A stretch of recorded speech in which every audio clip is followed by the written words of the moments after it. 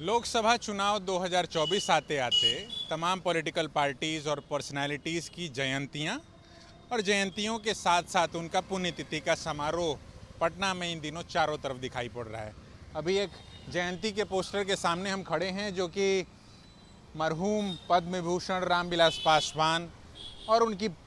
Party ने, या कहें कि उनके बाद जो पार्टी जिस तरीके से टूटी दो धड़े में, ये धड़ा वो है जो कि उनके छोटे भाई पशुपति पारस और भतीजे प्रिंस और उनके पार्टी के तो तमाम सांसद हैं, चाहे वो चंदन सिंह हों, चाहे महबूब अली कैसर हों या वीणा देवी हों, ये उनके पक्ष का एक पोस्टर है। और यहीं से नज़दीक में जो ये गोलंबर है जो होते हुए बढ़ता है रास्ता एयरपोर्ट की ओर, वहाँ पर एक जो है पोस्टरबाजी हुई है हर तरीके की। जिस तरीके से एक और पोस्टर आपको दिखाना है, पोस्टरों की राजनीति को दिखाना है कि जिस तरीके से पोस्टर्स की एक अपनी राजनीति है। यहाँ हम एक और पोस्टर आपको दिखाए दें, ये जो जिस तरीके से लोक जनशक्ति पार्टी टूटी, एक तरफ हेलीकॉप्टर चुनाव चिन्ह मिला है, एक तरफ सिलाई मशीन के संस्थापक पूर्व केंद्रीय मंत्री पद्म विभूषण स्वर्गीय रामविलास पासवान जी का 77वां जयंती समारोह, स्थान रामविलास पासवान स्मृति पार्क, बाबा चौहरमल नगर, सर्किट हाउस के सामने हाजीपुर। ये जगह देखने वाली चीज़ है कि एक तरफ जो धड़ा है, जो पुराना ऑफिस था एयरपोर्ट वाले रोड पर, वहाँ पर ही पशुपति पारस और उनके पार्टी के तमाम सांसद, उनके पार्टी का जो तमाम गुट है वो वहाँ पर एक कार्यक्रम कर रहा है, जयंती समारोह कर रहा है। वहीं दूसरी ओर चिराग पासवान का जो पूरा धड़ा है और चिराग पासवान का जो पूरा गुट है वो दूसरे जगह पर कार्यक्रम कर रहा है। एक ही दिन, एक ही धारा से निकली हुई, एक ही पार्टी से निकली हुई दो पार्टियां, दो पर्सनालिटीज़ अलग अलग जगहों पर। मगर जो गौर करने वाली बात है कि वो जगह जो है वो हाजीपुर है। हाजीपुर मरहूम नेता रामविलास पासवान की कॉन्स्टिट्यूंसी हुआ करती थी, जो कि उनके इंतकाल के बाद उनके भाई जिस तरीके से वहाँ से प्रतिनिधि रहे, अभी प्रतिनिधि हैं, केंद्र में मंत्री भी हैं, तो उसको लेकर के एक ऑब्वियस सियासत चल रही है। पिछले दिनों बहुत खींचतान उस पार्टी में, पार्टी को लेकर के दावेदारी देखी गई। मगर चूंकि वह हाजीपुर जा रहे हैं और हाजीपुर से कार्यक्रम कर रहे हैं और सांसद वो जमुई से हैं,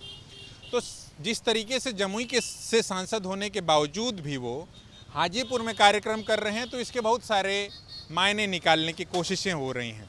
राजनीतिक तौर पर देखेंगे तो वो हाजीपुर से, ऐसा कह भी उनके समर्थकों को कहना है कि वो हाजीपुर से इस बार दावेदारी होगी, जबकि वहाँ से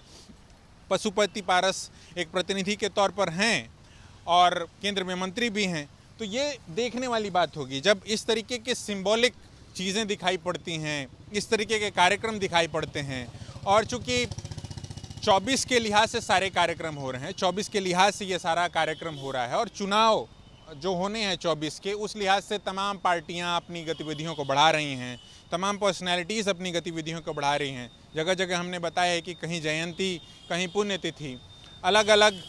जातियों का जुटान देखने में आ रहा है। तो वैसे में जब एक धड़ा, या कहें कि चिराग पासवान का जो पूरा धड़ा है, उनकी जो पार्टी है, वो हाजीपुर तक चले गए हैं और दूसरा धड़ा जो है वो पटना में कार्यक्रम कर रहा है, तो हाजीपुर में जिस तरीके से कार्यक्रम हो रहा है, बाबा चौहरमल नगर, चौहरमल को भी जो जानते हैं, बाबा चौहरमल को, वो भी जानते हैं कि किस तरीके से बिहार के भीतर जो एक दुसाध पासवान की जो अपनी आइडेंटिटी है, जो पहचान की राजनीति है, उनके लिए जो एक तरीके से उनके देवताओं के सरीखे हैं चौहरमल, तो वो भी एक उस जगह पर ये कार्यक्रम हो रहा है। पहले भी आपको याद हो अगर, जिस तरीके से बाबा चौहरमल को लेकर के ही एक कार्यक्रम होना था, एक जुटान हुआ था जिसमें चिराग पासवान पहुंचे थे और उन्हें वहां हीरो वेलकम मिला था। मगर वहीं पर जब सम्राट चौधरी, जो कि संभवतः तब प्रदेश के अध्यक्ष भी थे, वो पहुंचे थे तो उनकी हूटिंग तक हो गई। तो इस तरीके की बातों के बीच में एक इवेंट दूसरा क्रिएट किया गया है और वो हाजीपुर में क्रिएट किया गया। तो हाजीपुर को लेकर के भी खींचतान जो है अलग अलग गुटों में ये जारी है। अभी हालांकि एनडीए का स्वरूप जिस तरीके से निकल करके नहीं सामने आ पाया है, तो यदि वो निकल करके सामने आता है तो उसमें ये देखने दिखाने वाली बात होगी कि हाजीपुर लोकसभा के लिहाज से एनडीए के भीतर किसको टिकट मिलता है। क्योंकि अभी वर्तमान परिस्थिति जो है, अभी जो पोजीशनिंग है, उसके हिसाब से जमुई से सांसद हैं, दूसरी बार सांसद चुने गए हैं चिराग पासवान।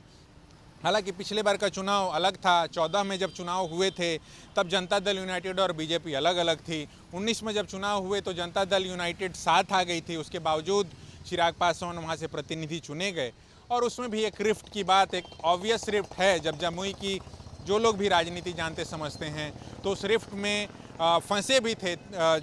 चिराग पासवान, और उसके बाद इस तरीके की बातें भी निकल कर के आई थी उस ऐन चुनाव के वक्त, ऐन चुनाव के दिन, कि भाई उनके साथ धोखा हुआ। हालांकि वो जीते, और उसके बाद की बाकी सारी चीज़ें जिस तरीके से हुई वो एक देखने दिखाने वाली चीज़ रही ही। मगर चूँकि एक